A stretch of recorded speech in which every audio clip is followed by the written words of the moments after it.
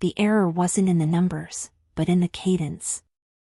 At BioTek Antarctica, where the perpetual winter was broken only by LED lights and the mechanical hum of air filtration, Dr. Elias Thorne noticed the flaw. It wasn't a hardware failure, but an anomaly in the raw data reports arriving from Gamma Sector. Elias was the research chief of the facility, a labyrinth of steel and glass designed to house the world's most sensitive bioengineering research. He was alone in the main monitoring chamber, the Aurora station. The only light came from the curved walls of monitors displaying spectrograms and genetic isolation graphs. Outside, the Antarctic Peninsula was submerged in months of total darkness, a desolate landscape of ice and wind that kept the world at bay. It was 3:05 a.m. In the Arctic, Antarctic, the time zone was irrelevant, the only law was that of the data cycle. Elias, a man in his 40s with a face sculpted by exhaustion and a 3-day beard, slid his finger across the touchscreen. The anomaly was minuscule, less than a 0.02% difference in the daily production of a specific protein compound, the revertase factor 3, RT3, the centerpiece of his cell regeneration research. No one else would have noticed. The error detection algorithm would have dismissed it as noise. But Elias had trained his mind to see the ghosts in the data.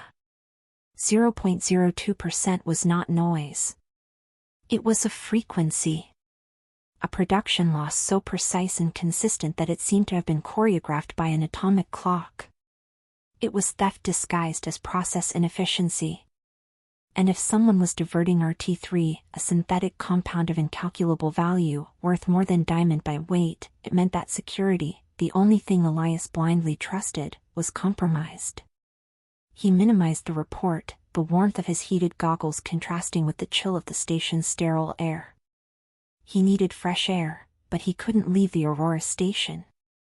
The automatic steel doors opened with a hissing swoosh when he stood up, revealing a long corridor of polished stainless steel that led to the living quarters. The space was designed for functionality, not comfort, and echoed with the silence that isolation imposed.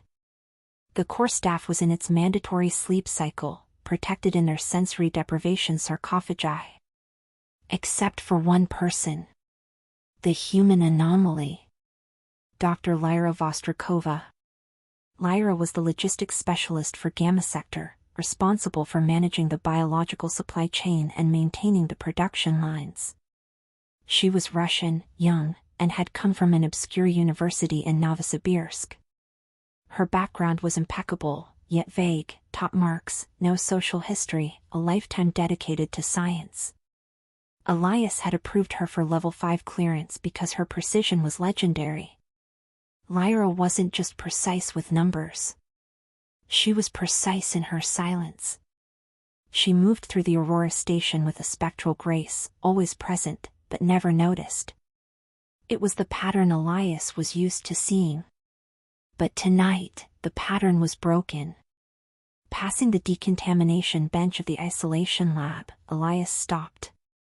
The red alert light at the entrance of Lyra's lab was on, indicating that the airlock was not fully sealed. This shouldn't happen. Lyra was obsessive about protocol. Nicholas, Elias, approached the door. He wasn't armed, biological weapons were code-controlled, but his body, trained for years of research tension, shifted into a state of focused alertness. He looked at the small reinforced glass window in the door. The lab was dark, except for a single work light focused in the center. Lyra was there. She wasn't in the standard gray scrubs. She was in her street clothes, black pants and a red wool sweater, the color violently clashing with the bluish metal of the lab. She was kneeling near the large bioreactor 7, the pulsating heart of RT3 production. She was doing something with the waste drainage system. Elias remembered the data report, 0.02% loss. The waste drainage system was where excess biomass was purged and destroyed by incineration. Stealing the compound through the main line was impossible, all outputs were monitored. But diverting a small flow, calibrated to be statistically irrelevant, through a secondary waste line, this was the engineering of betrayal. Elias pressed the access panel. his fingers hovering over the keypad. He was about to enter his supervisor code to force the door open, but he stopped. Lyra stood up. She wasn't rushed. Her movements were deliberate, almost ritualistic. She retrieved a small, thin surgical steel container from a hidden compartment under the workbench. It looked designed to slide in and out of the drainage line like a glove. She wasn't stealing the compound itself. She was stealing waste samples, which contained the minuscule 0.02% quantity of RT3. Lyra closed the compartment. She leaned against the bench, closed her eyes, and took a deep breath, pressing her fingertips to her temples. She looked exhausted, not excited. Then, she did something that didn't fit the profile of a cold data thief. She took a single ampoule from her steel container, opened it, and poured the transparent liquid into a test tube on the bench. The liquid in the ampoule was concentrated RT3. The liquid in the test tube was saline solution. Lyra wasn't stealing to sell. She was stealing to dilute. She was swapping the concentrated sample for the stolen, diluted RT3. Why mix what she was stealing with a pure sample? What did it mean? Elias moved silently down the corridor, hugging the shadow. His mind, trained for algorithms, struggled to process the human logic. Data theft was simple. This was a forensic ballet. Lyra was a thief who was perfectly cleaning her own tracks, ensuring that the pure RT3 sampling for daily tests looked perfectly normal, while the true loss went unnoticed in the waistline. The 0.02% anomaly was the exact amount of purity the compound lost when the stolen RT3 was replaced in the test sample with a contaminated saline solution. Elias felt a cold that didn't come from the Arctic, sick Antarctic. Lyra wasn't a common thief. She was a master of statistical camouflage, a shadow with a dangerous talent for security reverse engineering. He needed to know the motive. Who was behind this? What was the price of 0.02% of RT3? He moved to the security camera. He entered his code. The footage from last night flashed on the screen. Lyra was at the Aurora station 24 hours a day. Where was the drop-off point? The screen showed Lyra in a maintenance routine at the external supply depot. She moved to the corner, where regular supply boxes were waiting to be transported by the resupply aircraft. She knelt down and discreetly placed the steel container into a box marked Discard Material Ice, Material de Descarte Gelo. Elias froze. The resupply aircraft was leaving at 6 a.m. He couldn't call BioTek security. The internal investigation would take months and ruin his research. If he wanted the truth, he would have to catch her in the act. He would have to be the hunter. He would have to track the merchandise. Elias turned, heading for his small private quarters. He grabbed his expedition jacket. If Lyra Vostrikova was a variable, he wouldn't control her through a code. He would control her through knowledge. The pursuit begins. It was 4:12 a.m. Elias put on his expedition jacket lined with aerogel insulation. The SUV Lyra used to drop the sample wasn't the only transport vehicle. The real challenge was time and protocol. The resupply plane, a modified C-130 Hercules, would take off at 6 a.m. sharp, and the discard material would be inspected and loaded half an hour before. Elias couldn't just walk out of the complex. Every step was recorded by pressure sensors and thermal cameras. However, as research chief, he had access to the gamma-level maintenance tunnels, the station's unused veins. He moved quickly, crawling through ventilation ducts, the noise of the Arctic, sick Antarctic wind outside muffling his knees scraping against the metal. The Aurora station was a fortress of secrets, and he was the only one who knew all its escape routes. Protocol deviation, the chill of the cargo bay. He emerged in cargo bay 3. The air there was neither filtered nor heated, it was the brutal, near absolute zero cold, a physical reminder of the station's isolation. The space was a cavernous hangar, lit by intermittent blue security lights. In the center, the logistics team, all in heavy winter gear, was organizing the pallets for the C-130. The challenge was locating Lyra's box. Elias opened his military tablet. He couldn't tamper with the manifest, but he could add a last-minute measurement payload using his authority. He invented an ionospheric temperature probe and associated it with the pallet labeled discard material ice. He moved to the designated pallet. It was a standard stack of cardboard boxes and sealed plastic. Lyra's box was in the middle, marked with thick red paint and the ice seal. It was exactly like all the others. The silent marker. Elias pulled a small satellite communication device from an inner pocket, typically used for tracking ice drift buoys in the Ross Sea. It was the size of a dime. He needed quick access. With precision that rivaled Lyra's, he used a surgical blade to carefully cut the adhesive tape sealing the icebox. The job had to be so clean that even Lyra, with her packaging designer's eye, wouldn't notice. He inserted the tracker. Just as he was about to seal the box, his eyes caught something. On the lid of the box, where he had cut, there was a single, minuscule scratch. It wasn't a manufacturing defect, but a cut made by a nail or a knife tip, no more than 2 millimeters long. It was perfectly parallel to the edge and exactly in the middle. Elias realized what it was: Lyra's checkpoint. If the scratch was intact when she performed her final review, it meant the box hadn't been opened. It was her security seal, invisible to the untrained eye. Lyra wasn't just stealing, she was ensuring the integrity of her escape route with a level of sophistication that made him even more tense. He had just broken her security seal. Elias sealed the tape again, with maximum precision, imitating the original tension. He looked at the tiny scratch and touched it gently. The damage was done. He hoped the rush of loading would prevent her from noticing. The takeoff. He returned to the maintenance tunnels, his lungs burning from the effort.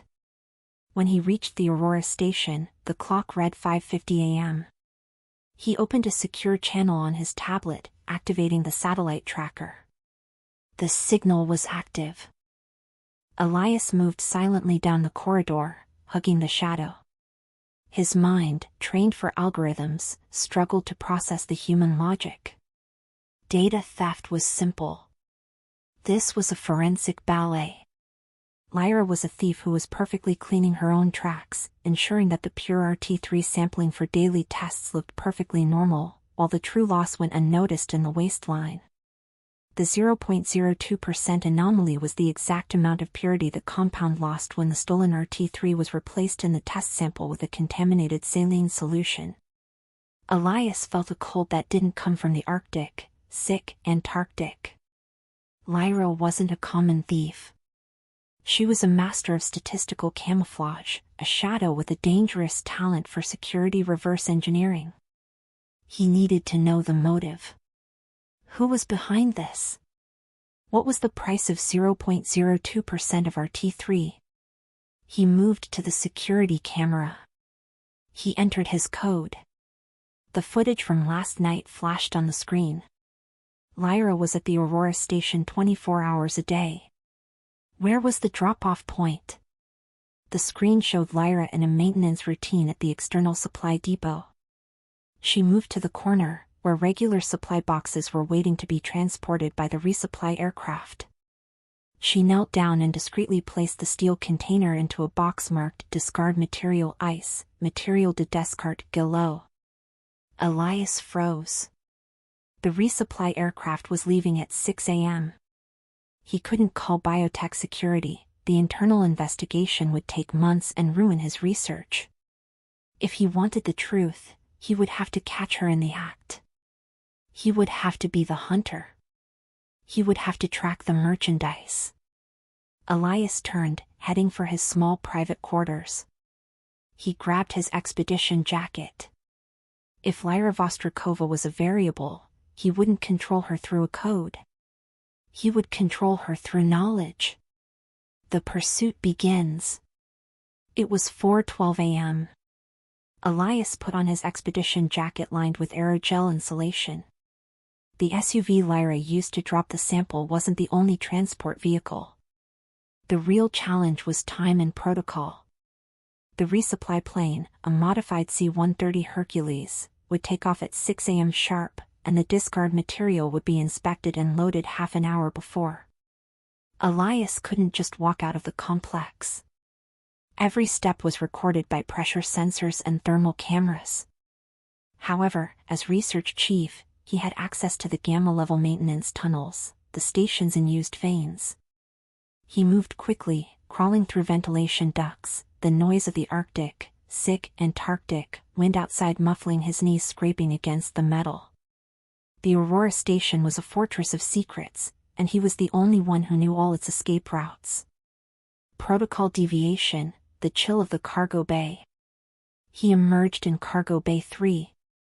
The air there was neither filtered nor heated, it was the brutal, near absolute zero cold, a physical reminder of the station's isolation. The space was a cavernous hangar, lit by intermittent blue security lights. In the center, the logistics team, all in heavy winter gear, was organizing the pallets for the C-130. The challenge was locating Lyra's box. Elias opened his military tablet. He couldn't tamper with the manifest, but he could add a last-minute measurement payload using his authority. He invented an ionospheric temperature probe and associated it with the pallet labeled discard material ice. He moved to the designated pallet. It was a standard stack of cardboard boxes and sealed plastic. Lyra's box was in the middle, marked with thick red paint and the ice seal. It was exactly like all the others. The silent marker. Elias pulled a small satellite communication device from an inner pocket, typically used for tracking ice drift buoys in the Ross Sea. It was the size of a dime. He needed quick access.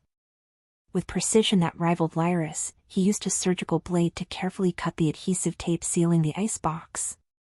The job had to be so clean that even Lyra, with her packaging designer's eye, wouldn't notice. He inserted the tracker. Just as he was about to seal the box, his eyes caught something. On the lid of the box, where he had cut, there was a single, minuscule scratch. It wasn't a manufacturing defect, but a cut made by a nail or a knife tip, no more than 2 millimeters long. It was perfectly parallel to the edge and exactly in the middle. Elias realized what it was, Lyra's checkpoint. If the scratch was intact when she performed her final review, it meant the box hadn't been opened. It was her security seal, invisible to the untrained eye. Lyra wasn't just stealing, she was ensuring the integrity of her escape route with a level of sophistication that made him even more tense. He had just broken her security seal. Elias sealed the tape again, with maximum precision, imitating the original tension. He looked at the tiny scratch and touched it gently. The damage was done. He hoped the rush of loading would prevent her from noticing. The takeoff.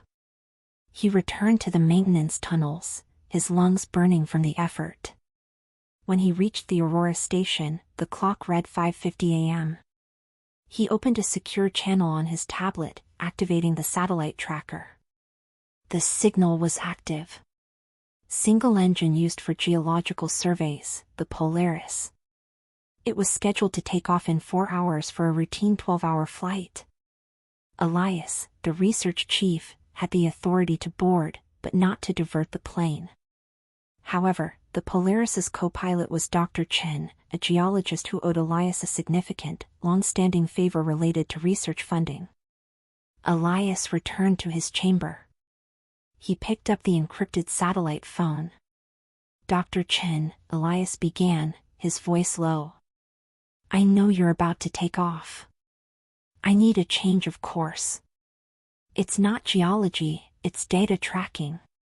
It's vital for BioTek. And I need you to take me to Ushuaia.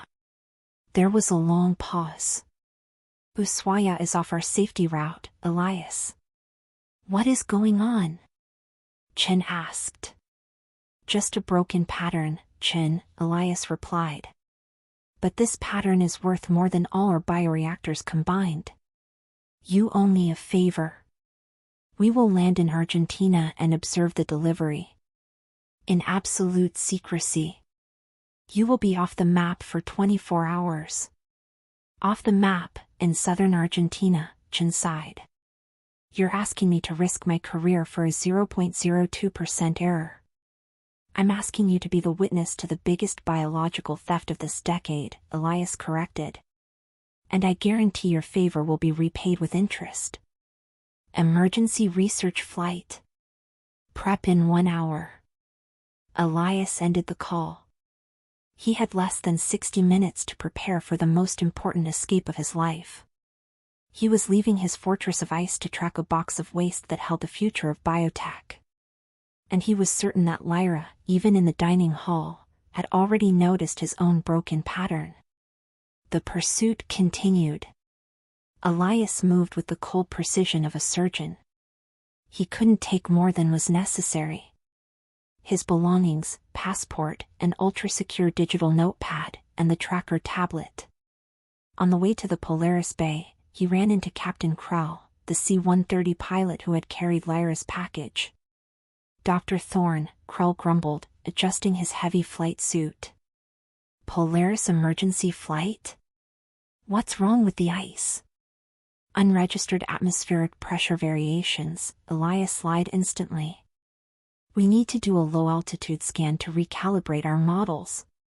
It's boring, but essential. Bummer for you, Doctor. The Polaris isn't exactly a private jet. And the view from Ushuaia is always better than the ice, Krell laughed, totally unsuspecting. Elias noted the slip. Krell was unconsciously focused on the destination of the last delivery he had made. Krell might be innocent, but the mention of Ushuaia confirmed the first contact point of Lyra's route. As Elias boarded the research aircraft, a small, noisy single-engine plane, he saw Lyra on the tarmac, dressed only in her station coat, watching the Polaris.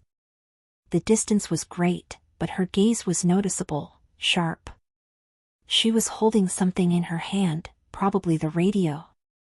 Her pattern had been broken. She wouldn't dress casually on the frozen runway unless she was actively monitoring. She knew something was wrong. Perhaps she had noticed the subtle scratch on the box. Or perhaps she had detected the anomaly of Elias's last-minute flight schedule.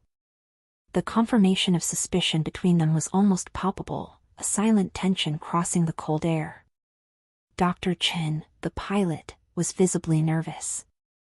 You're crazy, Elias. The plan is emergency diversion and silent observation. None of this makes me feel safe. Just follow the dot, Chin.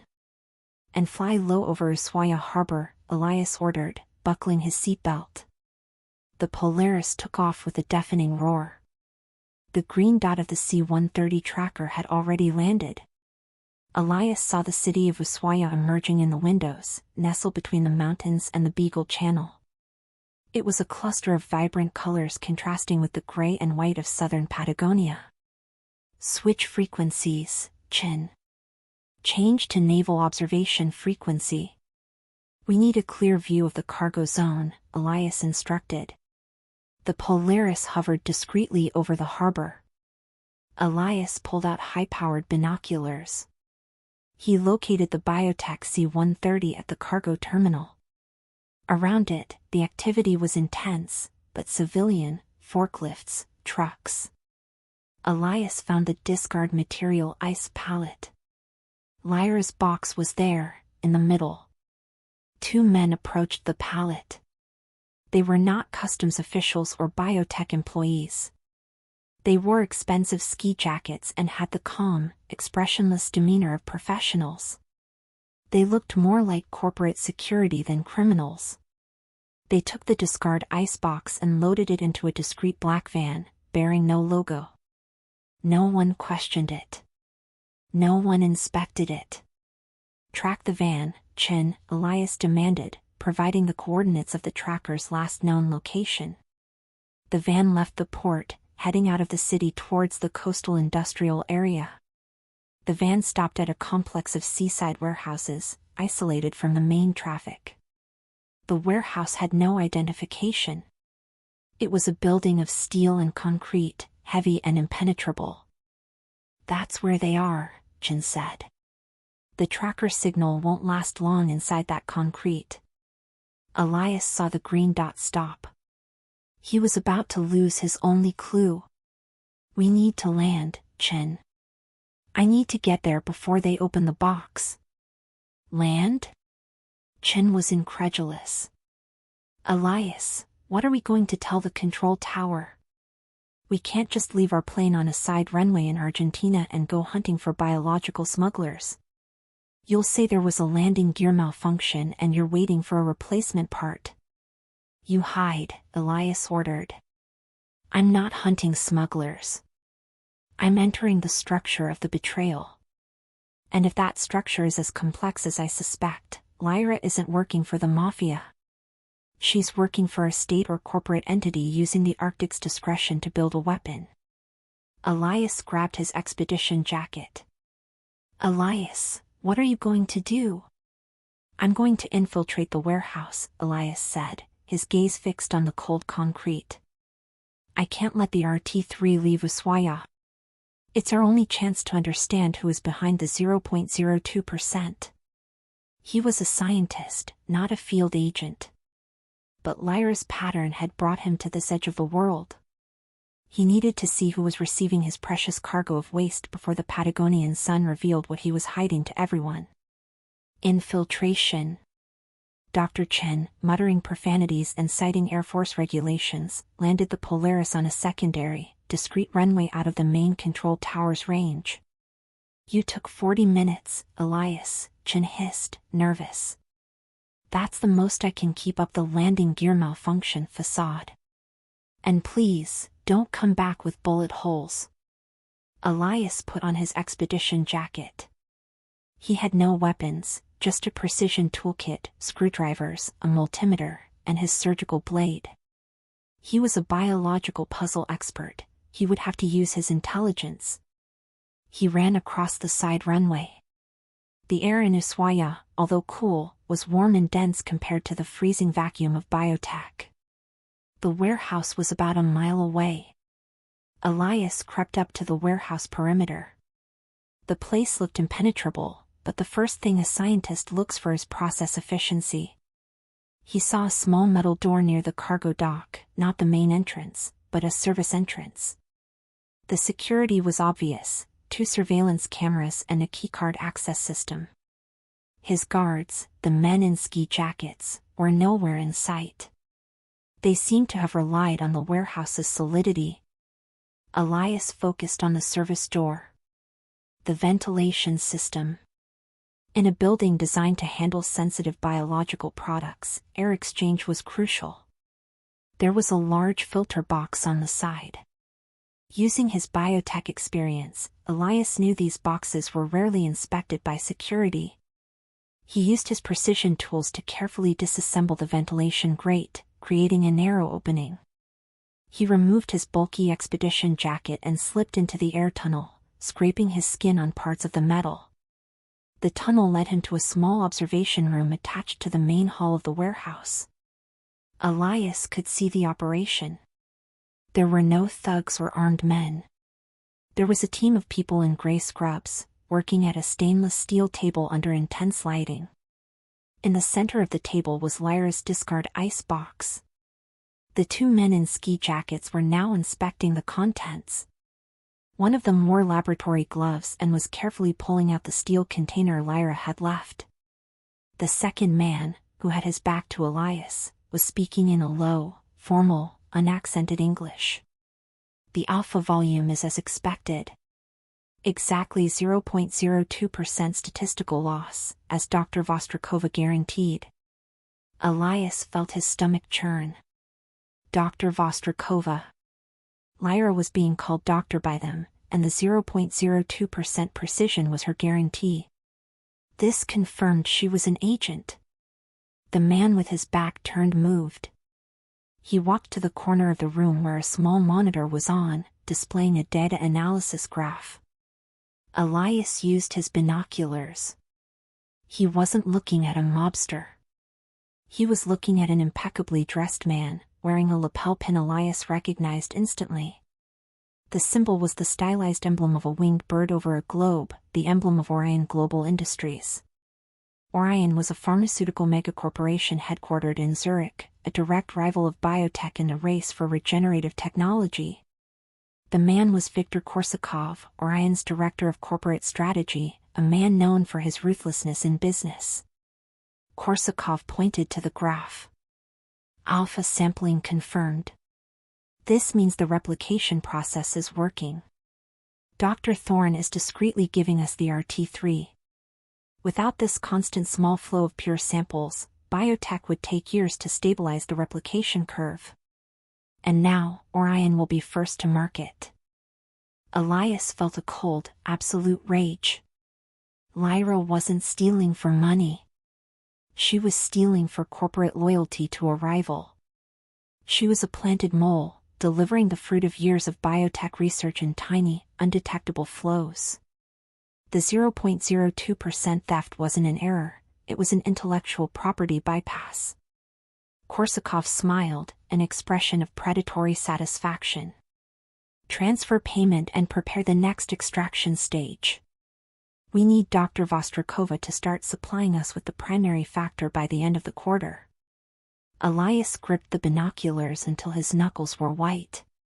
They were planning not only to steal the RT3 but to increase the diversion, now targeting the primary factor, the original and even more sensitive compound. If he intervened now, he would be captured by a professional corporate security team, and Lyra would be alerted. He would lose the chance to prove the betrayal and ruin his only way back. He had to be like Lyra, invisible, precise, and lethally focused on the information. Elias grabbed his digital notepad, took a series of photos of Korsakov's emblem and the sample transfer process. He retreated through the ventilation tunnel, each movement slow and painful. The warm air of Ushuaia, the formal voice of Korsakov, and the image of the Orion emblem were etched into his mind. He had discovered the anatomy of the theft, now he needed to dismantle it, starting with the weakest link, Lyra Vostrikova herself. The pursuit continued. Elias reached the Polaris sweaty and breathless, sliding through the cargo hatch. Dr. Chen was clutching a communication radio, his forehead damp with sweat despite the cold. You took 40 minutes, Elias. An hour. Air traffic control almost sent a military rescue team for us. Chen hissed, his voice thick with relief and panic. Sorry, Chen. The landing gear was much worse than I thought, Elias lied, his hand firm on his tablet. He had no time for diplomacy. Now, take off. Maximum route back to BioTek. And from now on, what you saw in the warehouse is visual contamination caused by sleep deprivation. You saw nothing. Chen hesitated, looking at Elias's face. The scientist's expression was one of cold, dangerous determination. Whatever you found, it's not worth my career. It's worth much more, Elias replied, lowering his voice. What you saw were agents of Orion Global Industries stealing the master data for RT3. If Orion achieves replication, the life's work of you and hundreds of others will become obsolete. I have the proof. And you helped me get it. Your reward won't be money, it will be the protection of your research and a promotion as soon as I dismantle this network. The mention of Orion, the corporate predator hovering over BioTek, was enough. Chen, a man of science, understood the threat. He started the engine ignition with renewed resolve. The controlled chaos. During the flight back, Elias initiated the first phase of his counteroffensive. He knew Lyra was methodical, the only way to destabilize her was through submersion. He needed controlled chaos. He used the Polaris's encrypted communication system to send a director-level message to BioTek's main monitoring system. Attention, Aurora Station, Elias's voice echoed in his own cabin. This is a level Zeta emergency. During the research flight, I detected unprecedented electromagnetic fluctuations, suggesting a massive external contamination event affecting the production sector. Initiate immediate data quarantine in all bioreactors in Gamma and Delta sectors. This is a potential false positive, but it is mandatory. Protocol Zeta was the most drastic. It forced the bioreactors to report all data as contaminated, flooding the system with red alerts and false positives of production loss. The trap was brilliant in its simplicity. Lyra relied on her 0.02% diversion because all other numbers were clean. Now, the systems would be screaming with 100% anomaly. Her subtle diversion would be buried under a tsunami of invalid data. Lyra Vostrikova would no longer be able to track her own signature. Her superpower had become useless. Return to the frozen domain. The Polaris landed on BioTek's ice runway at 11:50 a.m. As soon as Elias stepped through the main airlock, he felt the change in the atmosphere. The Aurora station, normally silent and efficient, was charged with tension. Red alert lights flashed across all panels. Scientists and technicians rushed back and forth. Lyra Vostrikova was waiting for him. She stood at the main corridor intersection, wearing her gray scrubs, the image of calm amidst the pandemonium. She held a tablet which, Elias knew, was displaying the statistical chaos he had created. Her face betrayed nothing, but he could feel her frustration. "Dr. Thorne," Lyra said, her voice a thread of ice. "You returned from your calibration flight to find the station in hysteria. What exactly did you find?" "There are no electromagnetic fluctuations. This is a purely statistical event. And it's ruining production." Elias held the tablet to his arm, ensuring the Ushuaia tracking point was visible to him, but not to her. "The chaos is temporary, Dr. Vostrikova." "I ordered it," Elias said, looking directly into her cold eyes. He was calmer now than she was. "And I have to disagree. The origin of the problem is not statistical. It's much more personal." He took a step forward, closing the distance. Lyra remained motionless. "I saw your pattern, Doctor," Elias continued, his voice low. "I saw the 0.02% dancing for Orion Global Industries in Ushuaia. I saw Viktor Korsakov in Cargo Bay 3. The theft wasn't about the RT-3, it was about replication. And now, you're worried that Protocol Zeta has buried your signature, forcing you into a desperate move." Lyra squeezed the tablet so hard Elias heard the plastic crack. Her professional mask finally faltered, revealing a flash of pure shock and betrayal. "You can't prove anything," she hissed. "Not the theft itself." "Not yet," Elias conceded. "But Protocol Zeta freezes all waste lines and nullifies your drainage channel. Unless you want your next delivery to Korsakov to be the primary factor, you need to rectify this chaos now. And you will do it under my supervision." The game had changed. Lyra was surrounded. Her only path was to obey or escalate the war. Elias knew she would choose to escalate. The hostage scenario. The sound of the cracking tablet in Lyra's hand was the only visible crack in her composure. The revelation that Elias had tracked the RT-3 to Viktor Korsakov in Ushuaia, and that he had paralyzed her supply line with Protocol Zeta, hit her with lethal precision. Lyra regained control in a blink, shock quickly replaced by cold fury. "You are a scientist, Dr. Thorne," Lyra said, her voice tight, yet perfectly audible in BioTek's silence. "Not a field agent. Invading a foreign warehouse is an act of corporate espionage that compromises BioTek's neutrality. That disqualifies you, regardless of what you think you saw." "I saw Orion steal the key to our regeneration," Elias countered. "And if my act of espionage stops the leak, my only disqualification will be that of a man who saved his life's work. Protocol Zeta is in effect.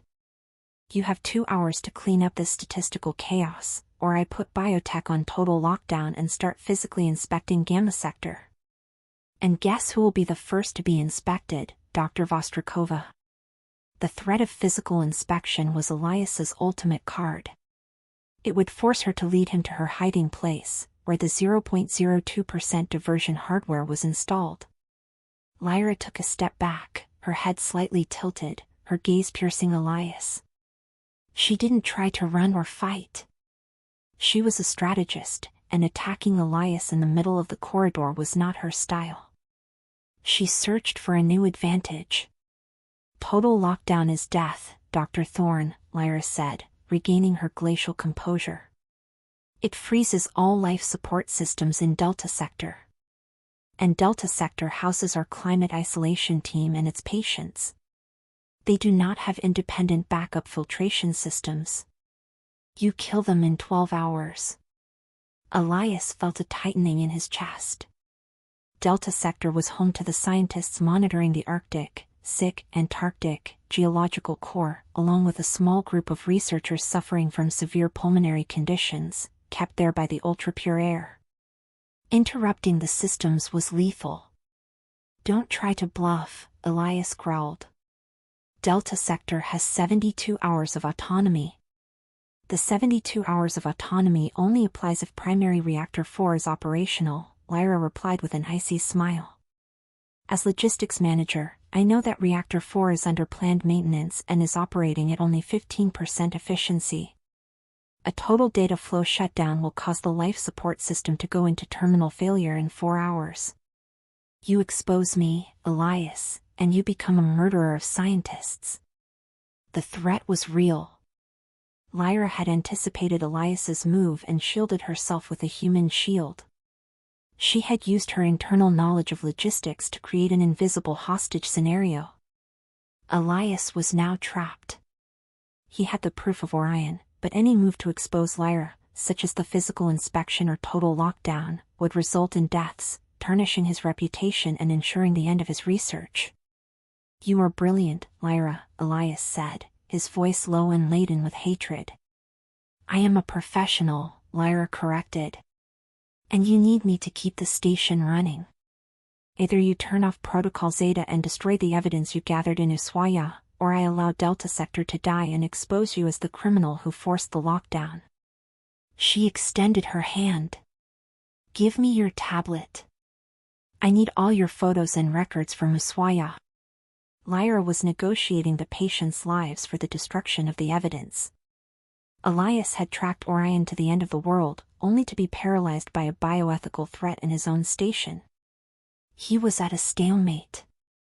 I will give you 1 hour, Elias, Lyra said, her face returning to calm. To make your choice. Then, Delta Sector's autonomy time begins to run out. Lyra turned and walked toward her laboratory, the airlock closing behind her with a final, authoritative swoosh. Elias was left alone in the corridor. He had to act against Lyra before the hour was up, or she would turn him into BioTek's only enemy. Elias could neither surrender the tablet nor allow Lyra to maintain her hostage leverage. He retreated to the Aurora station, his mind processing scenarios. Delta Sector's autonomy time was his countdown clock. Lyra had become a biological bomb. Disabling her physically, capture, sedation, was impossible. Protocol Zeta had triggered airlock violation sensors in all high-level laboratories, and any forced move would expose him. He also couldn't simply turn off Protocol Zeta, as that would remove the statistical chaos that was suffocating Lyra's signature and buying him time. He needed a fourth solution, something that disabled Lyra using BioTek's own environment, invisibly, and that looked like a Protocol Zeta malfunction. Elias remembered what Lyra had done to protect her theft. She used saline solution dilution in the RT3. Lyra relied on her chemical precision, but she was vulnerable to human weakness, her own sleep cycle. Lyra had just gone through a full night shift, the early morning effort of the C-130 flight, and now the stress of the confrontation. She was exhausted and operating on adrenaline. Elias focused on Lyra's level 5 quarters. 1. Access. Lyra's quarters were in the same corridor as his and other high-level researchers, where surveillance cameras were less intrusive. 2. Vulnerability. The Aurora Station's air system was unified, but the Level 5 quarters had supplementary air filtration systems and, crucially, a small personal air humidification (pH) system to combat the dry Arctic air. Elias had to enter her quarters without violating the door. He accessed the maintenance manifest on his encrypted tablet, the same one that tracked the shipment. He found a Level 4 access code that allowed remote recalibration of air filtration and humidification for all quarters. Elias needed sedation, not invasion. He used the Level 4 code to make 2 subtle, temporary changes to Lyra's quarters, and only hers, so no one else was affected. 1. Filtration. He adjusted the air filter to disable the removal of carbon dioxide. This would cause the $text $2 level to slowly increase in the small space, inducing drowsiness and mental confusion. 2. Humidification. Elias activated the pH system on maximum mode, but instead of pure water, he used the ventilation flow humidification to vaporize an odoriferous compound he knew Lyra occasionally used for relaxation, an RT3 process byproduct with mild sedative properties. Both changes together would be mistaken for the life support system malfunction of Protocol Zeta. The increase in $text $2 and the vaporized sedative would put Lyra into a deep, forced sleep in less than an hour. The time was 12:45 p.m. Lyra had given Elias until 1:45 p.m. to make the decision to surrender the evidence. The $text $2 would take at least 30 minutes to reach sedative levels. Elias sent a message to Lyra Vostrikova, "I agree. I need 30 minutes to destroy the Ushuaia files and prepare the system to deactivate Protocol Zeta. I will meet you at your lab at 1:30 p.m. The message was a bait. It confirmed that Elias was conceding and gave her a reason to remain in her quarters and prepare for the meeting, and maybe even rest a little, accelerating the $text $2 effect. Elias monitored Lyra's quarters through the corridor cameras. She was standing still, looking at the tablet on which Elias had sent the message. She looked victorious. She turned and walked into her quarters to await the deadline. The clock was ticking. Elias now had to wait for his chemical and physiological engineering to work before Lyra could realize she was in a trap. The physiological challenge. It was 1:15 p.m. There were 15 minutes left until Elias's deadline. He had returned to the Aurora station. The chaos of Protocol Zeta continued to flash red and yellow, providing the data cover he needed. Elias focused his attention on the reading of the biometric sensor associated with Lyra's quarters. The sleep monitoring system in Level 5 quarters was passive, but it detected heart rate and respiration.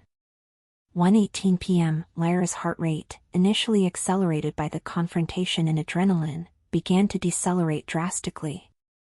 1:25 p.m., the motion sensor indicated that Lyra had lain down. Her breathing became deep and regular, the effect of the increased $text $2 and the vaporized mild sedative had overcome her. The bait had worked.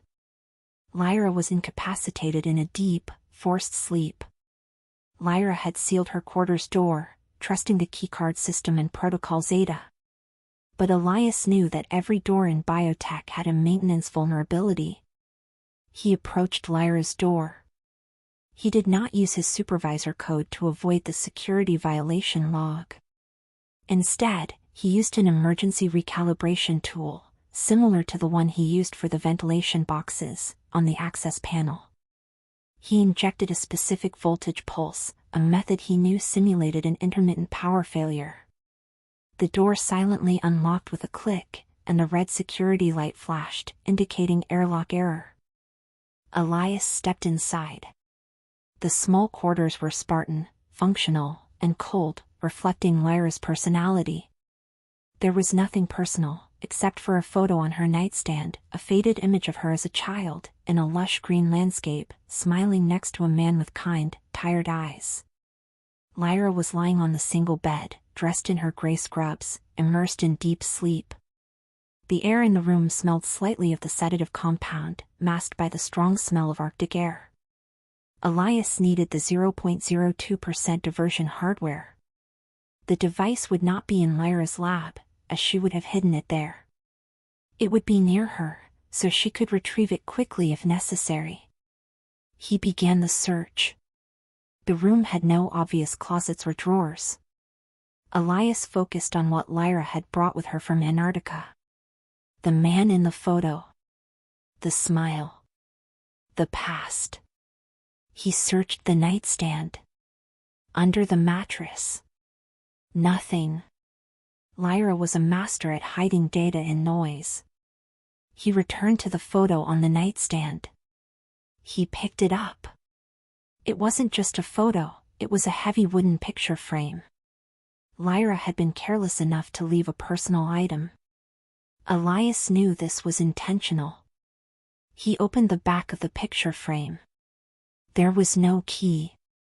There was a series of geographic coordinates written in Russian.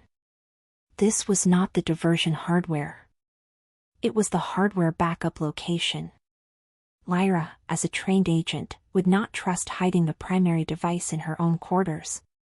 She would have a blind spot, a secondary storage location within BioTek that she could access. Elias studied the coordinates. They did not point to the Arctic, Antarctic, they pointed to a spot within the station itself. Lyra had used the coordinates as camouflage for her memory. BioTek's map was vast. Lyra had used the facade of a geological point as an access point. Elias realized Lyra's theft wasn't just based on data, it was based on logistics. Lyra, as logistics manager, had full access to the supply lines and tunnels. The backup point would have to be a place she could access quickly and that had the cover of complex equipment noise. Primary Reactor 4, the same reactor whose maintenance she had exploited to threaten Delta Sector. The reactor that was operating at 15% efficiency. If Lyra needed a hiding place that looked like high-level maintenance and allowed for the discrete handling of small hardware components, Reactor 4, under maintenance, was the perfect location. Elias had to go to Reactor 4. But time was running out. It was 1:30 p.m., and he had told Lyra he would meet her in her lab. He had promised to meet her. The reactor key. It was exactly 1:30 p.m. The time Elias had promised Lyra to meet him in her lab. He needed a distraction so that any secondary watcher, perhaps Lyra wasn't working alone at BioTek, would think he was fulfilling the agreement to destroy the evidence. Elias grabbed his tablet. He accessed Lyra's lab communication system and sent a high-frequency audio pulse. The sharp sound of a biological pressure alarm momentarily went off in Lyra's lab, even though Lyra was in the quarters, not the lab. Any monitoring would think Elias is in Lyra's lab, meeting the deadline. He used this moment of distraction to run. Primary Reactor 4 was in the heart of BioTek, far from the quarters and the Aurora hub. The corridor was silent and long, dotted with intermittent red lights from Protocol Zeta. The Protocol Zeta had frozen BioTek's activity, but it had also made Elias the only one with significant movement in the system. He arrived at the Reactor 4 area. The section was an isolated, cavernous chamber, filled with cooling pipes and control panels, dimly lit by maintenance lights. The loud hum of the power systems operating at reduced capacity filled the space. The smell was ozone and cold metal. The Reactor 4 door was ajar, indicating that maintenance was in progress. Elias entered the chamber. He looked for any sign that Lyra had been there, the cold Arctic air, fingerprints, tools. Lyra was too clean to leave obvious traces. He realized what Lyra would have done, she would use system logic. Reactor 4 generated a massive amount of electromagnetic noise.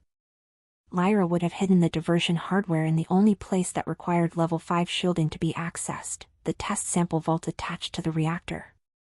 Elias approached the vault.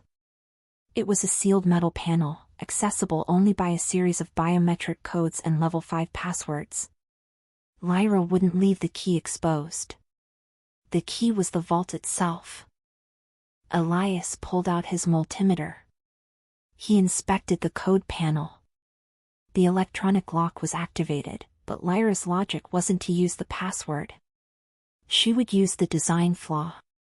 The test sample vault required daily manual calibration due to electromagnetic noise.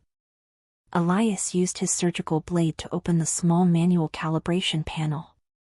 Inside, Lyra had connected a small electrical jumper. The jumper was set to simulate calibration, allowing the electronic lock to release the first stage. Elias didn't disconnect the jumper, he slightly adjusted it.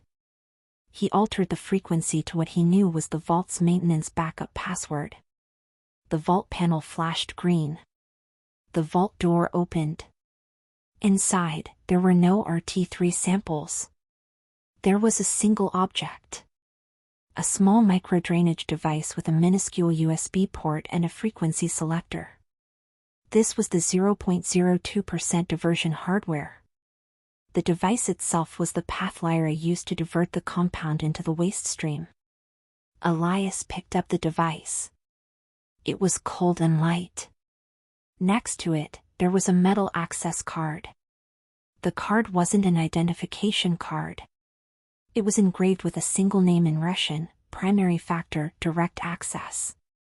The revelation was grim. Lyra wasn't just stealing the RT3. The diversion hardware was only the initial stage.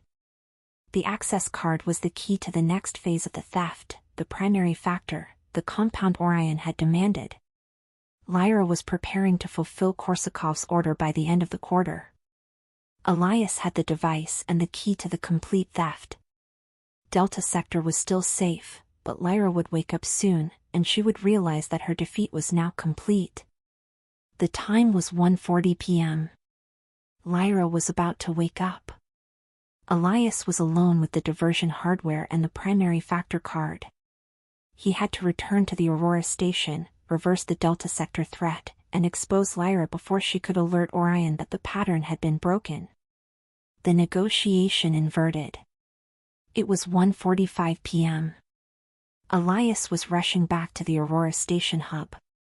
His first act was to disarm the Delta Sector threat. With Lyra's diversion hardware in hand, Elias used his supervisor access to enter the remote maintenance controls for primary reactor 4. He reversed the settings Lyra had manipulated, forcing the reactor to operate at 100% full capacity, albeit noisily and inefficiently. Delta Sector's life support system immediately returned to the full 72-hour autonomy. Lyra's leverage had evaporated. Elias arrived at the Aurora station. He had just disabled the death threat when the level 5 quarters security alarm went off. Lyra had woken up. She didn't answer the intercom call. Instead, the Aurora station's main screen was flooded by an encrypted communication feed. Lyra was standing in her lab, wearing her scrubs, but her hair was messy, and there was fury in her icy eyes. She had noticed the carbon dioxide and the sedative, and immediately knew Elias had betrayed her again. "You chose violence, Dr. Thorne," Lyra's voice cut through the hub's silence. "You violated my quarters and stole the calibration hardware." "I recovered BioTek property, Dr. Vostrikova." "I deactivated your Delta Sector blackmail," Elias retorted, maintaining his calm. He placed the 0.02% diversion device and the primary factor card on the bench in view of the hub cameras. "I have your theft hardware and the key to the complete theft. I know Orion ordered the primary factor by the end of the quarter." Lyra stared at the objects on the bench. The shock of final defeat was visible. "You don't have enough proof to incriminate Orion," Lyra countered, her tone returning to negotiation. "Korsakov will deny it. I am just a Russian scientist with a clean record. I will say that you attacked me, that you drugged me and stole my equipment to create a false positive to cover up your own incompetence with the RT3. Protocol Zeta is your proof against me, but it is also my proof against you. It's a stalemate." Elias knew Lyra was right about the stalemate. BioTek wouldn't tolerate the Protocol Zeta, the unauthorized flight, and the invasion of her quarters without irrefutable proof against Orion, and he had no digital evidence linking Lyra to Korsakov. You lost, Lyra, Elias said. I have the device. The 0.02% diversion ends now. And what will you do with the proof you stole? Lyra smiled, a small, bitter, pained smile. Will you arrest me in the Arctic? Will you kill me? You're not a murderer, Elias. You're a scientist. You expose me, Orion hunts you, and BioTek collapses in a security scandal. You lose your life's research. Lyra made her move. Here is my term. I know you don't have Korsakov's hardware, you only have my calibration hardware. Let me go. I will go to my base and disappear. I will never return to BioTek. You use Protocol Zeta as a cover to say that the RT-3 was compromised by electromagnetic fluctuations, and the theft is closed as collateral damage. You protect your research, and I protect my life. Lyra was offering him a clean exit, but it was a victory for Orion, who would simply find another mole. Elias looked at the hardware on his desk. He had the diversion device. He had the primary factor card. I won't let you go, Lyra, Elias said, his voice tense. Not until I understand why. The why is money, Elias. What is your why? Lyra yelled, her facade finally breaking. I saw your photo, Elias said, ignoring the yell. The man on your nightstand. Your father. He looks like you. BioTek Antarctica is not just any lab, Lyra. It's the only facility with access to the primary factor project. Lyra fell silent. The primary factor is not just a regeneration compound. It is the catalyst.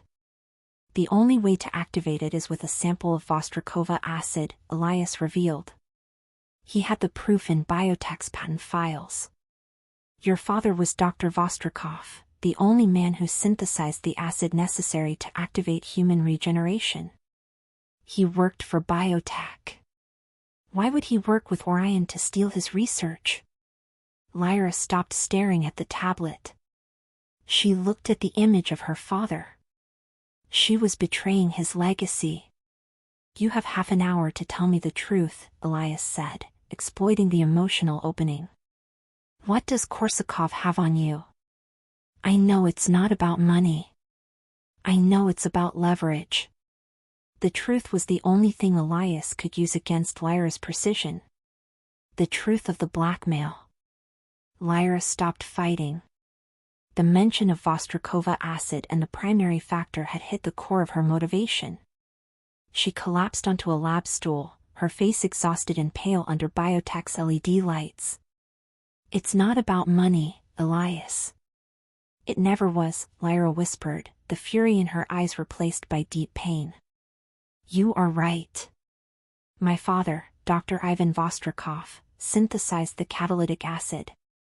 He did it here, at this station, 12 years ago. But he didn't patent the process under BioTek. He did it under his own name. He trusted his work, but not the institution. Elias nodded. He remembered the rumors. Dr. Vostrikov had mysteriously disappeared after the completion of the primary factor. When my father realized the military potential of the primary factor, the ability to regenerate damaged tissue in a matter of hours, he tried to destroy the master compound. He refused to hand over the activation key, Lyra revealed. And BioTek, they silenced him. They said he died in a helicopter accident in the Weddell Sea. Lyra, the official BioTek records are lies. Lyra interrupted, slamming her hand on the bench. The man in the photo is not my father. It's my brother, Andrei. And he didn't die in the accident. He is alive, but Korsakov has him. Lyra grabbed her cracked tablet and managed to access an encrypted file. She turned it toward Elias. The screen showed a photo of her brother, Andrei, pale and confined to a high-tech isolation chamber. Next to him was an image of Korsakov smiling. Andrei was my only external contact. He continued my father's research, trying to stabilize the RT-3 for safe civilian use. Korsakov found my brother in Zurich 6 months ago. Orion didn't need the formula, they needed the human key. My brother has a rare genetic condition that makes him the only living patient who can survive the primary factor in its raw, unadulterated state. They are using him as a lab rat to perfect the primary factor for military use, Elias understood, the horror chilling his blood. And they threatened him, if you didn't deliver the RT-3 samples, BioTek's final product, so Orion could reverse engineer the process, they would use a lethal dosage on Andrei. The 0.02%, Lyra explained, pointing to the diversion device on the table. It wasn't just for Orion's replication. It was Andrei's maintenance dose. It's the safe limit I could divert and BioTek wouldn't notice. I was sending him a constant flow of RT-3 diluted in waste to keep his condition stable under Orion's experiments. If the flow stops, Korsakov will realize I've lost it, and he will kill him. Protocol Zeta stopped your flow, Lyra.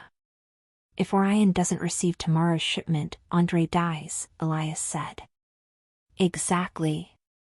That's why I needed the hardware back to turn off Protocol Zeta, or for you to let me leave, Lyra replied. And you took the primary factor card. That's not an access card. It's Andrei's security card. It contains the reverse activation sequence that can neutralize the effects of the primary factor in his body. Korsakov wanted me to bring it when the time came to test the lethal dose. Elias was in possession of the proof of Orion's theft, primary factor, the proof of a forced arrest and death by BioTek, Vostrikova, and the key to saving an innocent hostage, Andrei. Orion is demanding you start the primary factor theft. This means Andrei's window is closing. Korsakov will test the lethal dose in the next shipment, Elias concluded. Lyra was crying now, silently. I failed. I should have been more precise. I shouldn't have trusted the visual bugs. You didn't fail, Elias said, picking up the tablet with the Ushuaia photos and Andrei's card.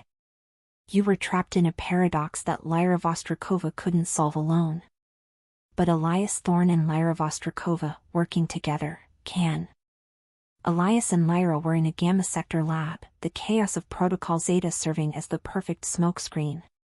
The challenge was no longer scientific, but logistical, how to leave the world's most isolated base and get to Zurich, Switzerland, before Viktor Korsakov took the next step. Korsakov will notice the RT-3 delay, Lyra said, wiping her tears. The C-130 landed hours ago. The Ushuaia team should have already sent the sample to Orion. He will know the flow has stopped. He will suspect you failed, not that we did, Elias corrected. Protocol Zeta is screaming biological contamination, a high-level emergency at BioTek. That gives him an excuse for the delay. But the time window is short. We need an extraction plan for Andrei. Where is he? Lyra accessed her tablet. Korsakov keeps him in one of Orion's secure research facilities near Zurich. The location is called the Refuge. It's an underground, facade research clinic.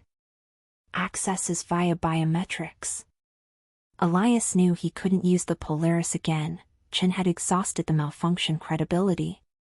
We need an aircraft diversion and a time leverage, Elias said, looking at the route planning screen. 1. The diversion, the rescue aircraft. I will activate Protocol Phoenix, Elias said. Protocol Phoenix was a contingency plan for emergency evacuation of BioTek in case of total structural failure. It required a long-range helicopter from the Punta Arenas base, with a third-party extraction team. I will activate Phoenix with a code that indicates imminent Delta sector failure. They will make the rescue flight to take us back to South America. 2. The leverage, the false cooperation. You need to alert Korsakov, but you won't alert him about the truth, Elias instructed. Lyra had to act as if she were under extreme pressure, but still loyal to Orion. Lyra grabbed the encrypted communicator. She hesitated. What do I say? Tell him BioTek discovered the diversion and froze distribution. Tell him you were forced to activate Protocol Zeta, which apparently compromised the RT3, which protects you from direct theft accusation. But tell him you still have the primary factor activation key, Elias said, pointing to Andrei's card. And that you are being forcibly extracted by Phoenix. You must meet him in Zurich to deliver the key personally. This will force him to wait for you, buying us time to get there and rescue Andrei. Lyra sent the message to Korsakov. Message, flow stopped. Zeta contamination. Riketti discovered the loss pattern, but not Orion. I was forced to activate Phoenix. They will extract me to Punta Arenas. I will bring the primary factor key with me. I will deliver it to you in Zurich. I need a secure extraction from Punta Arenas. Prepare the refuge. Elias monitored the response. Korsakov didn't reply with text. He sent a single meeting coordinate for Switzerland and a recognition code. He took the bait, Lyra said, adrenaline replacing fear. He believes the key is with me. He won't kill Andrei if he thinks the only reverse activation sequence to stabilize him is in my hands. Elias activated Protocol Phoenix. The emergency code sounded throughout the station. We need to leave through the tunnels, Lyra. If Phoenix finds us in the Aurora hub, they will take us straight to BioTek security, and they will interrogate you about Delta Sector, Elias said, grabbing his tablet and the evidence.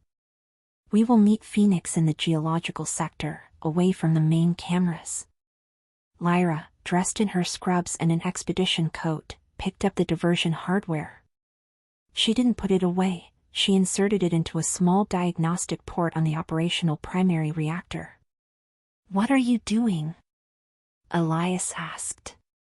We can't let Korsakov think BioTek is still working perfectly, Lyra said, her gaze returning to that of a strategist. This is a Trojan horse. The 0.02% device is now injecting frequency noise into the main communication system. Not enough to crash the system, but enough for BioTek to spend 6 months trying to find the flaw, distracting them from our escape. Elias smiled. Lyra was back to her form. She was using science as a weapon in camouflage. They ran towards the maintenance tunnels, the distant sound of the rescue helicopter's blades approaching. The plan was bold: fake an emergency rescue for BioTek, deceive Korsakov with a false key in Zurich, and rescue Andrei right under Orion's nose. The Phoenix Leap. Elias and Lyra emerged from the maintenance tunnel in the geological sector, an area of the station rarely used except for storing ice core samples and drilling equipment. The cold Antarctic wind hit them with full force. The rescue helicopter, a Sikorsky S-61, was hovering over the improvised ice platform, its blades spinning with the force of a hurricane. The helicopter's headlights tore through the polar darkness. 2 third-party extraction operators in black tactical gear ran toward them. They were focused and rushed, asking no questions. Dr. Thorne. Dr. Vostrikova. Protocol Phoenix activated. Imminent structural failure in Delta Sector. We need you airborne now, the team leader shouted over the communicator. Elias knew Lyra was right about the silencing. The Phoenix team didn't care about the causes, only about rescuing the human assets. The data is critical. It's with me. Elias shouted, tapping the side of his tablet. The research hard drives were not compromised, but the contamination is severe. They were pushed into the helicopter.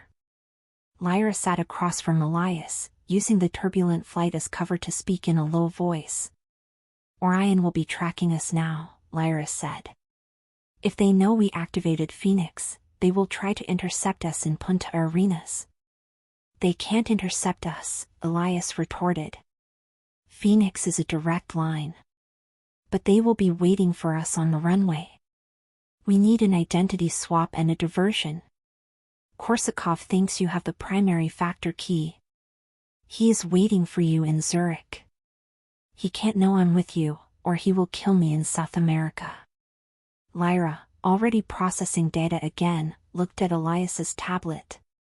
The Phoenix flight will take us to a Chilean military base in Puerto Williams, she said. It's small, but it has a direct flight line to Europe. We separate there. I follow the false route to Zurich, and you follow the real route to rescue Andrei. Elias hesitated. You're going to put yourself in their line of fire? That's crazy, Lyra. It's the only way for Korsakov to focus on me and not on you and the key, Lyra said, pointing to Andrei's card that Elias had secured. I will be the statistical noise covering your rescue. He needs me alive, at least until I deliver the false card. You have to go to Zurich and use the security key on my brother before Korsakov realizes what's happening. Lyra quickly detailed the logistics. 1. The bait. In Puerto Williams, Lyra would use Korsakov's recognition code to alert an Orion extraction cell, which would take her from Puerto Williams on a charter flight to Zurich. 2. The camouflage. Elias, pretending to be the critical data technician, would separate and use his passport to board a commercial flight passing through Argentina, discreetly heading to Switzerland. 3. The target. The primary factor card would not go with Lyra.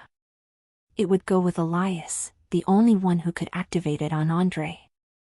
I am a replaceable piece. You are the key bearer, Elias, Lyra said, her eyes fixed on his. I am the distraction. If I am not convincing, they will go after you. Elias understood the brutal logic. Lyra was using her own vulnerability as a weapon. All right, Elias agreed, shaking her hand. But if Korsakov gets close, you must have an escape plan. You can't become his hostage. I will be Orion's logistics manager for 48 hours, Lyra said with a tense smile. I know how to create security airlocks. Besides, I have an ace up my sleeve if he pushes too hard. The S-61 helicopter began its turbulent descent into Puerto Williams. The dawn light was just beginning to break the horizon over Tierra del Fuego. The Chilean city was a hustle of military and fishing activity, the gateway to Patagonia. Elias and Lyra would have to separate and bet everything on the precision of their lie. The separation in Puerto Williams. The Phoenix helicopter landed heavily on an isolated section of the Puerto Williams military base runway. The air was thick with the smell of diesel and sea salt. The rescue team hurried Elias and Lyra to a small quarantine hangar. High-risk research quarantine documentation, the duty officer shouted at Elias. Elias, the critical data technician, played the role. The data is with me. We have a biological containment emergency. Dr. Vostrikova is in shock and needs immediate quarantine. No one should approach her without my permission. The chaos of Protocol Zeta in Antarctica had traveled with them. The officer did not question Elias's authority, only the urgency. While the quarantine team focused on Elias and his tablet, which now displayed only the false Protocol Zeta reports, Lyra subtly moved away. She had to alert Orion, but without using Elias's communicator. She used an antiquated, non-traceable communication method. She entered the small base cafeteria, grabbed a prepaid cell phone hidden in the restroom, likely planted by her or Andrei before he was captured, and dialed Korsakov's number, using the previously arranged recognition code. The conversation was short, clean, and logical code. Lyra, delivery failed. Cargo compromised. The main device, referring to herself, the bearer of the false key, has been extracted. I am at the geographical waiting point. I need immediate transport to the final destination. Korsakov, the cold voice on the phone location confirmed. You've moved the pieces, Doctor. Don't try to delay us again. Prepare yourself. The next flight is yours. Zurich awaits you. Lyra hung up the phone and destroyed it under the heel of her expedition boot, mixing the remains in the cafeteria trash. Lyra returned to the hangar. Elias was finishing the quarantine paperwork, signing documents that marked him as the main point of contact and the primary authority of the station. "They're coming," Lyra whispered to Elias, her eyes fixed on the base entrance. "Private transport from Punta Arenas. They will be here in 20 minutes. "The card," Elias said, holding Andrei Vostrikov's primary factor security card. It was the real key to the rescue. "Don't lose it. It only works in direct contact with Andrei's body." "It is the reverse activation sequence," Lyra instructed. "Elias, if Korsakov forces me to use the false key, you must know that our alliance is revealed. He will go after you." "I know. Now go. You have to be the noise." "I will be the shadow," Elias said. He made the swap. Lyra took an empty USB drive that Elias had marked as primary factor activation key, the decoy for Korsakov.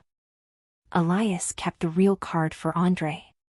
A black armored sedan, looking totally out of place at the Chilean military base, pulled up at the entrance. It had no identification, but the license plate was from Santiago.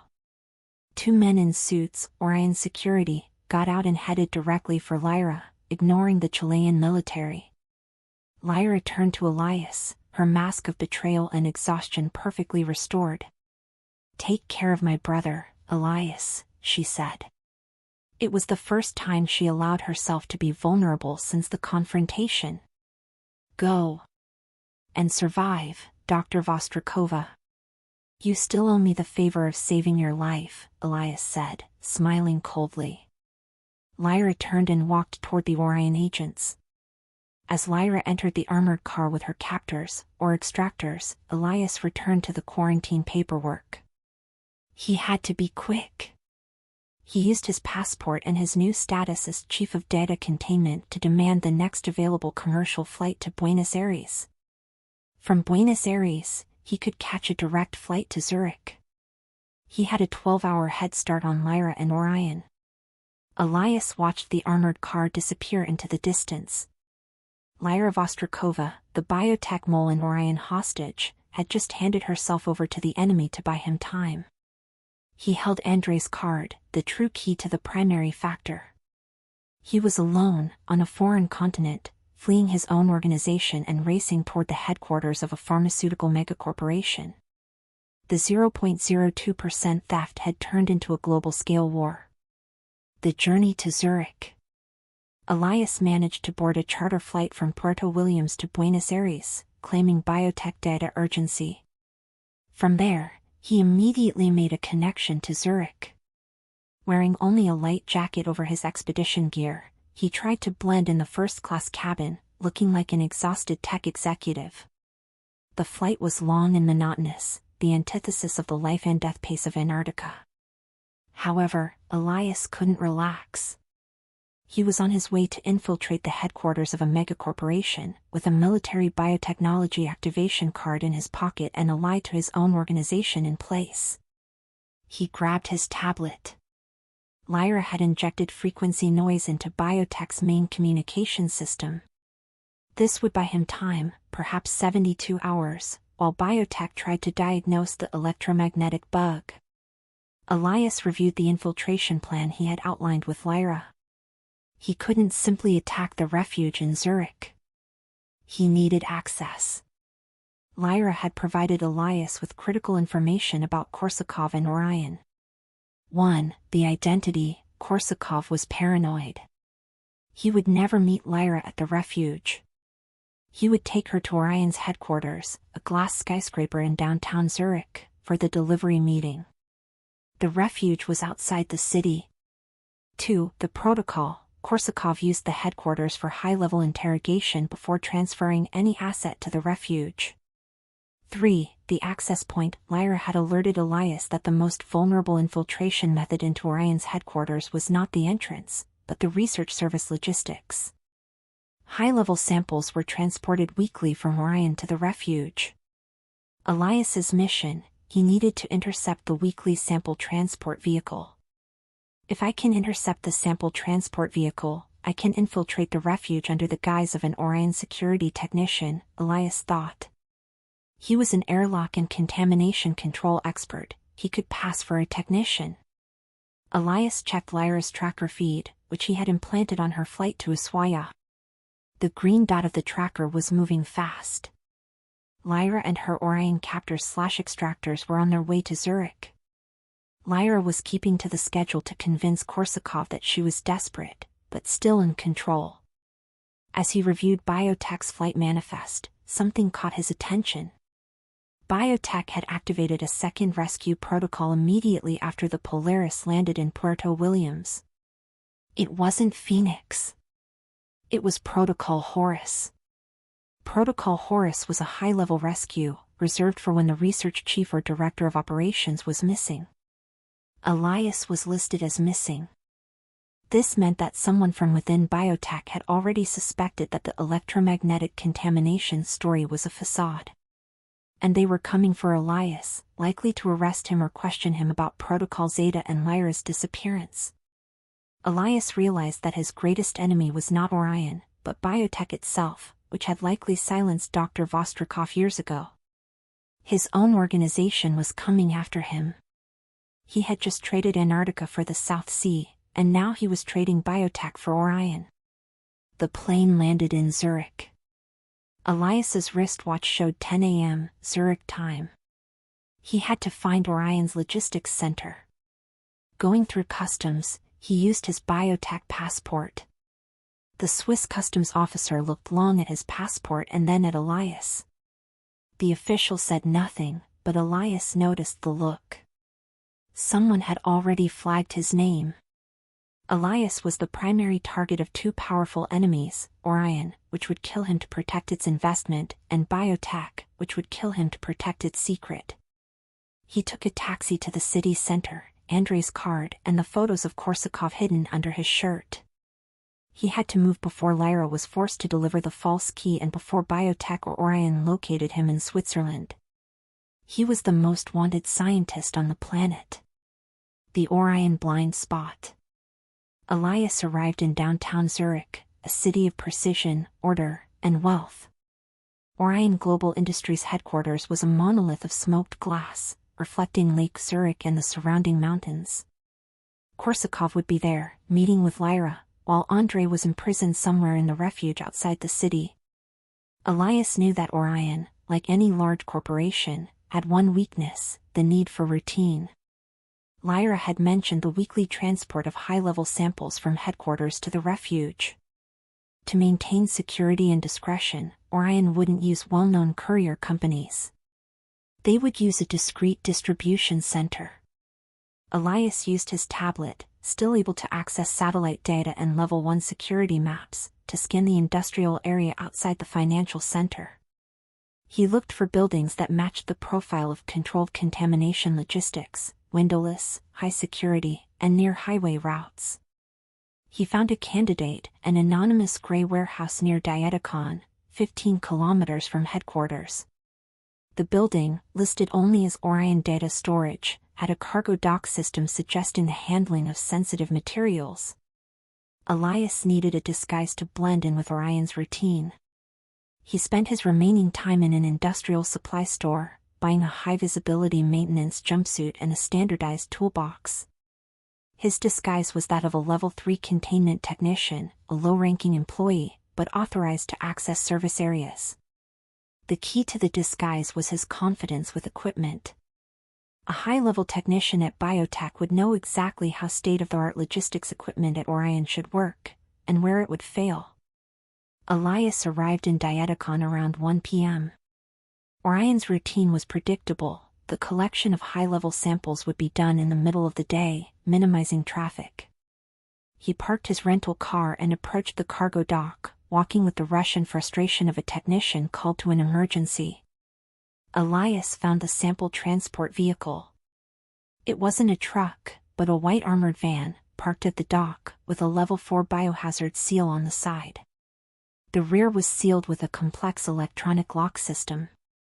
A driver was inside the cab, drinking coffee. Security was concentrated on the internal docks. Elias acted. He walked up to the side of the van and used his multimeter. He wasn't trying to break the locks. He was simulating a sensor failure in the van's refrigeration system. The alarm on the van's control panel went off with a high-pitched scream, an alert for critical biological temperature fluctuation. The driver, in a panic, jumped out of the cab. "What's going on?" "Air contamination. Main refrigeration system failed," Elias shouted, using the jumpsuit as authority. "I am level 3 containment technician. I need immediate access. The level 4 biohazard is about to expire." The driver, prioritizing the safety of the cargo over protocol, provided the emergency access code for the cargo dock and ran to call for security backup. Elias activated the dock. The van retreated. He grabbed his toolbox and headed to the rear of the armored van. Elias managed to open the rear door, revealing a small sample airlock. Inside, there were sealed transport boxes, some marked RT3 and others primary factor, supplemental test. He couldn't simply hide. He had to become the cargo. He opened one of the empty transport boxes marked Level 5 biological waste. He grabbed the van's emergency sealing kit and, with desperate agility, sealed the box around himself. The moment he finished sealing the outside of the box, he heard the security sirens approaching. Elias Thorne, BioTek research chief, had just become a disposable biological asset of Orion Global Industries. The box, containing Elias and Andrei's card, was hoisted by an automated crane and loaded into an internal delivery truck, the vehicle for the refuge. The underground refuge. Elias felt the rhythmic movement of the transport truck. Inside the cargo box, the airtight seal protected him, but the claustrophobia was intense. He used his tablet battery to turn on an internal light.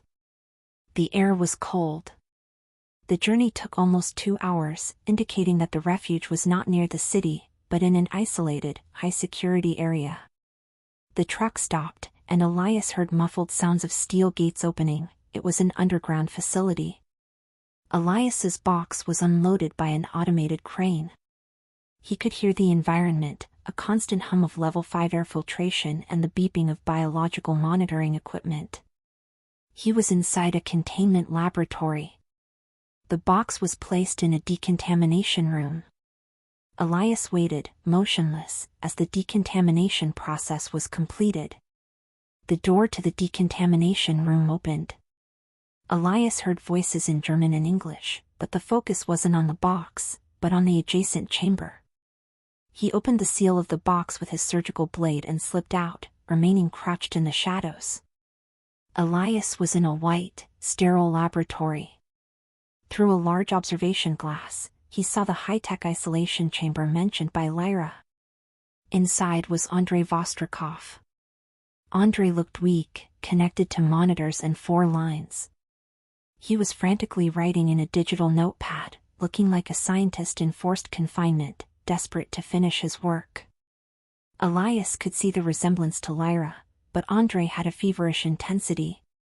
Next to Andrei, a tray of biological samples showed small vials marked diluted RT3, the maintenance doses Lyra had been sending.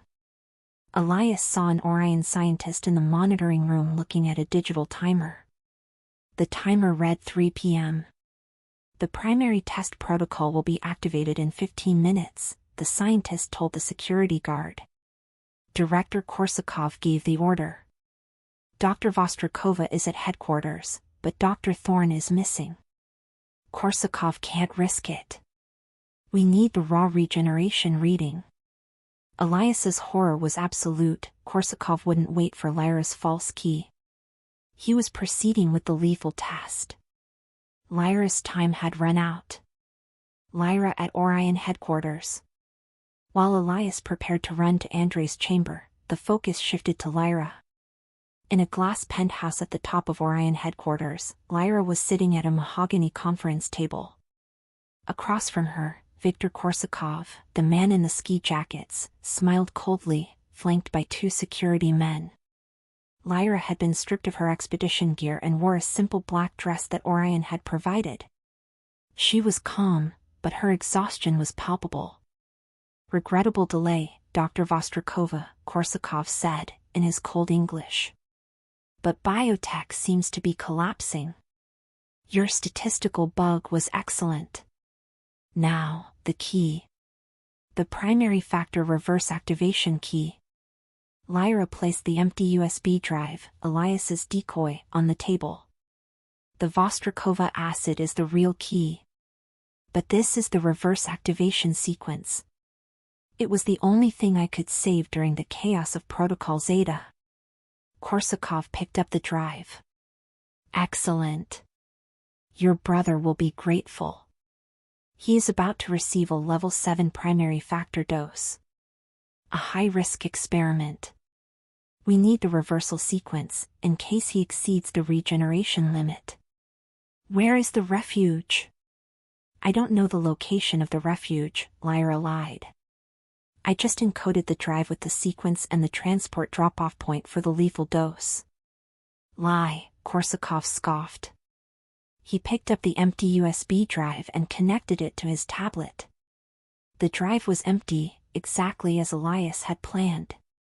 Korsakov looked at Lyra, his smile vanishing. "The drive is empty, Doctor. The 0.02% statistical noise was a fraud. You brought me a useless drive." Lyra did not flinch. "If the drive is empty, that means Elias Thorne intercepted it. His boss knew about BioTek, and he knew about Orion.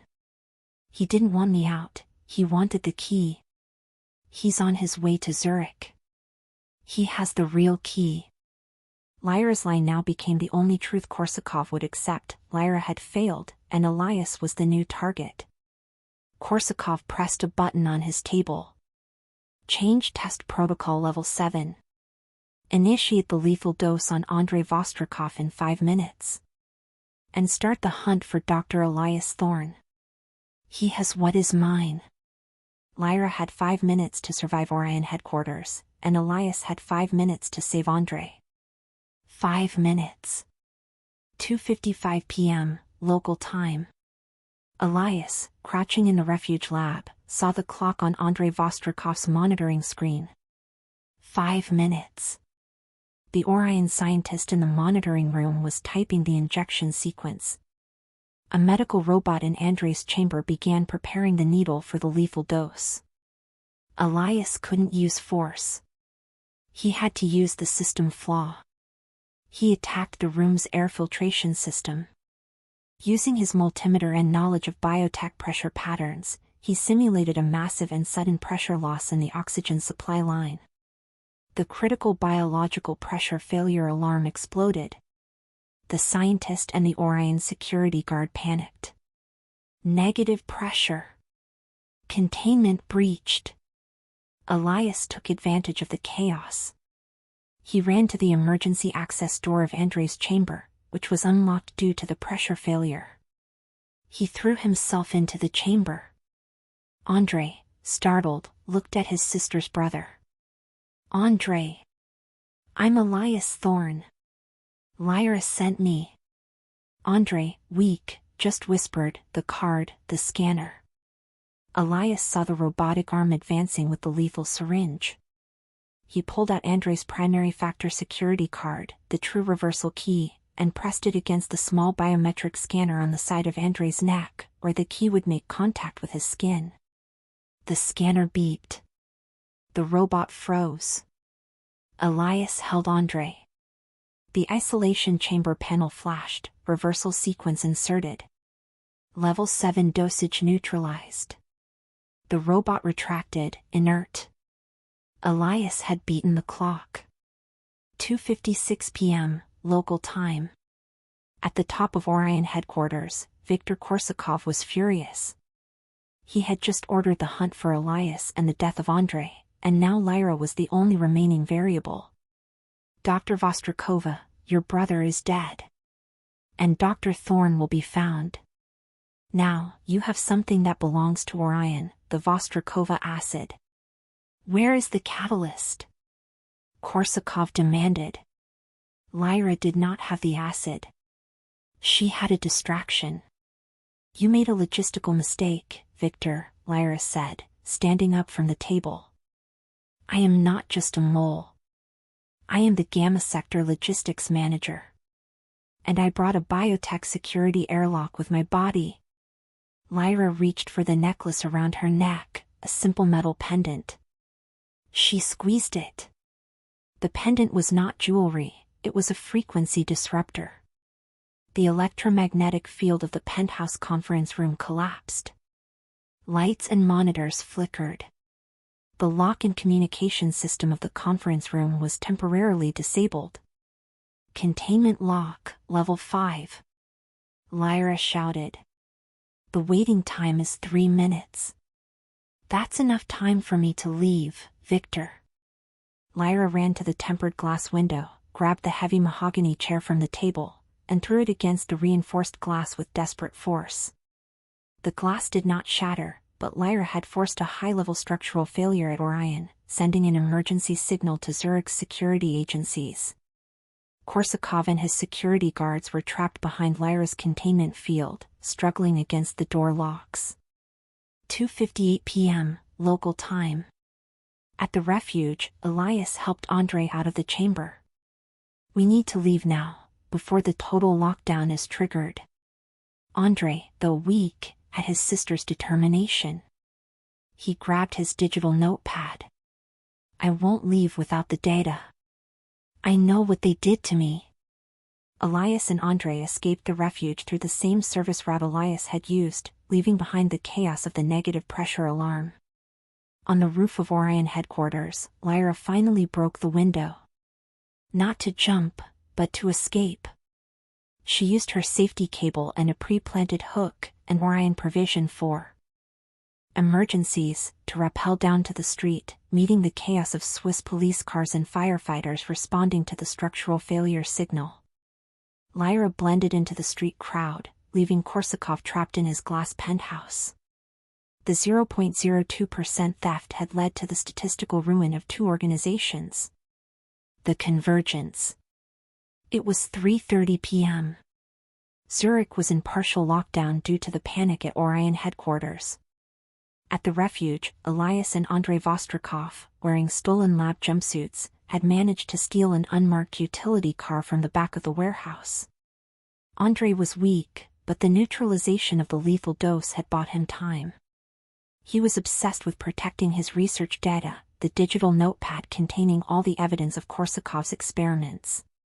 We can't go to a hospital, Elias, Andrei coughed, clutching the tablet. Orion has eyes in every medical network in Zurich. And BioTek considered me dead. We have to find Lyra, Elias said, driving along the back roads. She's the only one who knows the contingency plan. Lyra doesn't have a contingency plan, Andrei said. She has contact points. Because of my work, I coded a series of safe locations with codes that only Lyra and I know. The first point is the Chinese garden. At Orion headquarters, Lyra, having escaped the penthouse and blended into the crowd, was now heading to the contact point. Her face was smudged with soot, and the black dress was torn, but her eyes burned with determination. She had successfully escaped Orion's lockdown. The empty USB drive she had delivered to Korsakov was in his possession. Lyra had given him the final bait, the belief that the real key was now somewhere between Zurich and BioTek, starting a global hunt for Elias. Elias arrived at the Chinese garden on the side of Lake Zurich. The location, an island of calm amidst the urban chaos, was almost empty due to the time and security situation. Lyra was waiting near the entrance gate, her figure a dark silhouette against the red and gold of the pavilion. Lyra and Elias ran toward each other. There was no embrace, there was the urgent need for data confirmation. Andrei? Lyra demanded, looking over Elias's shoulder. In the car. Safe. The sequence worked, Elias replied. But he was about to receive the lethal dose. You only bought me 5 minutes. I know. The lockdown was the most I could manage. Korsakov has the empty drive and thinks you are the key. He won't wait. He'll go after you and Andrei's data. Andrei got out of the utility car, swaying slightly. Lyra ran to him, hugging her brother with an emotion that had long been suppressed by the need for precision. "You're alive," she whispered. "The data, Lyra." "We need to transmit the data," Andrei instructed, handing the tablet with the experiment logs to Elias. Elias took the tablet.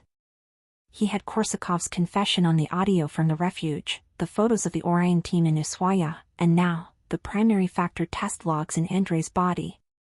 "We have everything," Elias said. "The proof that Orion is using the legal military research and the proof that BioTek silenced Dr. Vostrikova. Neither organization will let us live. It's not enough to go to the police. Orion and BioTek have too many tentacles," Lyra said. Elias knew what had to be done. Lyra was right. The truth would have to be as irrefutable as the 0.02%. "We won't expose Orion to BioTek. We will expose BioTek to the world," Elias declared. "Andrei, do you have the backup sequence for the Vostrikova acid?" "Yes. It's encrypted. It's my father's legacy. He wanted it to be used for good." Elias looked at Lyra, the scientist who became the strategist. "We will use Andrei's data, Korsakov's proof, and your precision, Lyra. We will release the primary factor formula publicly. We will make BioTek and Orion obsolete. If their secret is revealed to the world, they will have nothing left to steal or anyone left to kill." Lyra smiled. It was the smile of a strategist who had just found the only pattern that couldn't be broken. "Chaos is our only containment," Lyra said. "I will handle the transmission. I know the backdoor communication for all the major news agencies and biology think tanks." Elias, Lyra, and Andrei walked into the darkness of Zurich, the scientist, the strategist, and the hostage, forming an unbreakable alliance to reveal the truth. The search for the 0.02% was over. The war for total transparency was just beginning. The end.